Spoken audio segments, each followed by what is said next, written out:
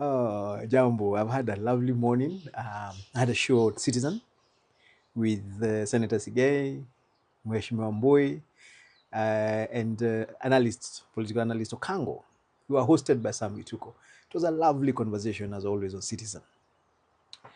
And one of the things I noticed from the conversation around the table and even from online is the major question about why is Uhuru back? Why is Uhuru coming around? Why is the fourth president reducing himself to come back and do politics? And why does he look like he's doing regional politics?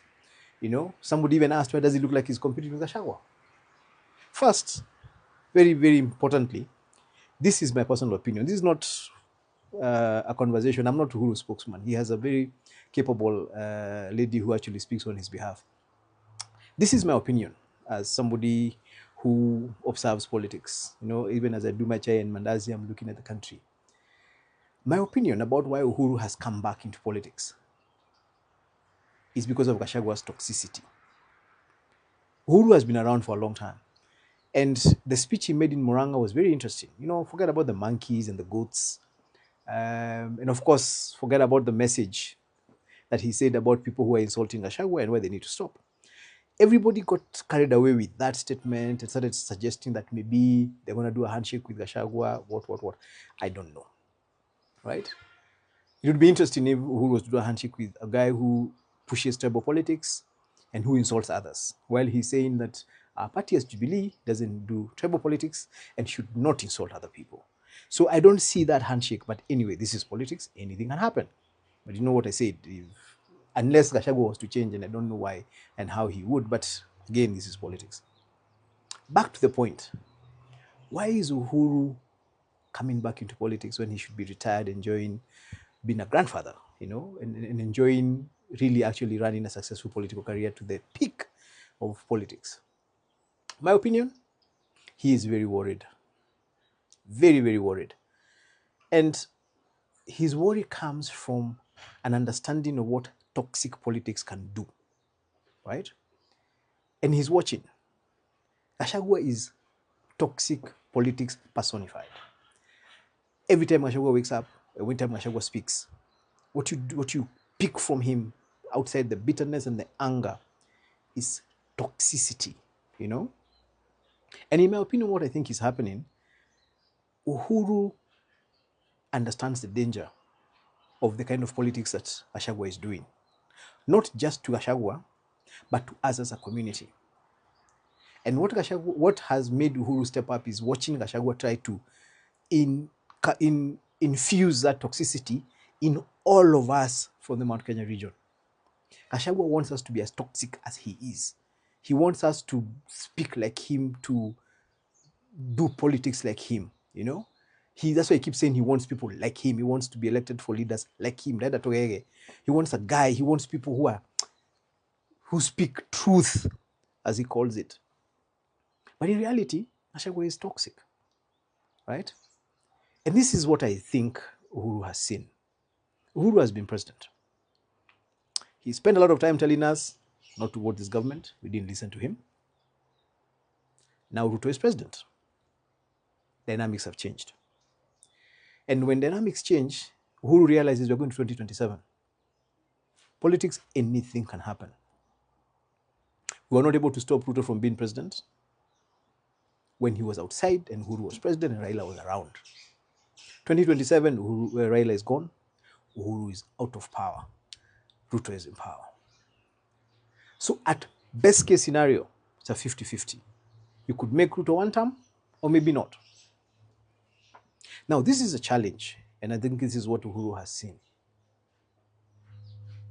Assuming you make Ruto one-term president, then there's no danger, there's no problem. Whatever Gachagua is doing can be cleaned up. But assuming Ruto doesn't actually lose that election and comes back for the second term, what will have happened is, assuming Gachagua was to succeed in what he's trying to do, which is to inculcate toxicity across the whole Mount Kenya region against Ruto. He wants us to shout at him, to shout at his people. He wants us to do everything. I mean, I listened to him give his speech during JB Muturi's launch, and he was saying how he used to talk to Gashagua, however, I mean, he used to talk to Ruto. I mean, you get the feeling that guy has no respect for Ruto. That's what he wants Mount Kenya to be. He wants us to have the same contempt. So let's assume he succeeds. He makes every person in Mount Kenya have that contempt. And for the next 2 years, we do whatever we want. We call Ruto names, blah, blah, blah, blah. And of course, he's not going to be as harsh back because he's looking for votes. And he's hoping in the midst of this hostility, he'll get a few. Meanwhile, Gashagua's toxicity is not just affecting Ruto. Every now and again, he forgets himself and says, he has 7 million votes, and anybody else who wants to be president needs to organize their own votes and come with them to the table and they discuss. The other day we had he's telling Kalonzo, if you're going to run for president, you have to give me 50% of government. So as we go on, what if this toxicity of his puts off even the people he's with in the opposition at the moment? Kalonzo just doesn't know how to do toxic politics even if he wanted. He's a nice guy. Matiang'i has refused to do toxic politics. I don't see Natembeya doing toxic politics. They're all playing smart politics. So the only person doing toxic politics is Gachagua. Then he wants all 7 million votes, as he claims, of us to do toxic politics like him. Right? He assumes we will vote, we all go and vote. In 2022, with all the mobilization they did, they got 3.5 million votes from Mount Kenya region. In the 2027 election, whoever is going to win is most probably going to get 8 to 10 million votes. So if he indoctrinates us with his toxicity and we all refuse to vote for Ruto, that will be 3.5 million votes that will vote for somebody else. But in the process of this toxicity of his, he is putting off everybody else. So there's a very high possibility everybody else will vote against him just to teach him a lesson. Meaning Ruto can get the votes for everybody else, means he's going to come back. Now if he comes back, and one particular region has done such toxic politics, they can't get together again. They can't even do a handshake. And anyway, Ruto might not even need to do a handshake because he'll have the rest of the country and he'll be going for his second and final term. What is he going to do as a human being? Because he's a human being. He's going to, at best, completely isolate Mount Kenya region. And he'll isolate all of us, including Uhuru. So in my opinion, I think what Uhuru has done, he's decided he's going to introduce another brand of opposition politics in Mount Kenya region. And that is why he's insisting, no toxicity, no insults.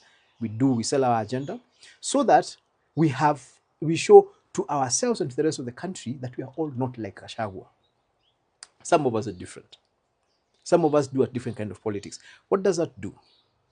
It means that if Ruto comes back in 2027, that 50% chance, there will be a part of Mount Kenya region that he can actually work with because they did not go ballistic. They did not go nuclear on him. He can work with those ones because let's think about this for a minute. Assume Kalonzo is a presidential candidate and he loses. He'll be 74 years old. He'll be the next Baba. Assume Ruto needs to stabilize his government, as has been happening after elections. Who will he speak to? Kalonzo. Watch Kalonzo and how he does his politics. He's not toxic.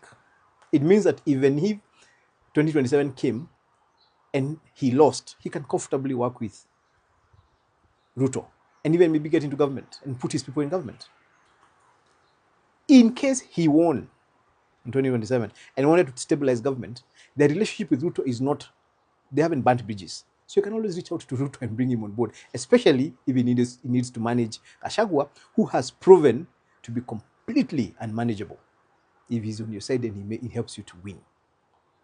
So in my opinion, what Uhuru is doing, he's creating a buffer for the region, for the nation, so that the people who want to be toxic like Gachagua can go to Gashagua's side.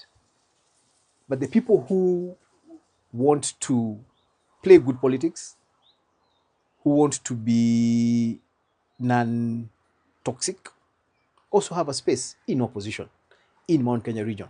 So he's making sure that we don't only have one narrative in Mount Kenya region of toxicity and anger and bitterness and hatred.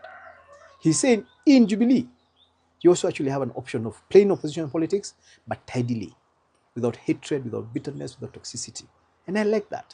I like that very much. I know I am quite harsh on Gashagua. I think I have a responsibility to just counter. I'm a communications person. I need to counter some of the narratives he's bringing, but I'm being very careful not to insult him. I don't want to make Uhuru angry. I don't want to get kicked out of Jubilee. But I have also said if Uhuru was to work with Gashagua, while Gashagua is toxic, I cannot stay in Jubilee. To Hamwe. So my opinion, Uhuru has brought a new narrative to the political space in Mount Kenya region. And I don't think Gachagua likes it. That's why you saw Akina Karungo talking badly about Jubilee. That's why you've seen there's been quite a bit of quiet. Because they are wondering, okay, so Uhuru, Gachagua thought he had alikuwa amepanga mpaka mwisho. He'll radicalize us, make us nuclear against Ruto. Now Uhuru has come still with a narrative against Ruto, but it's not toxic. It is not nuclear. It's not radicalized.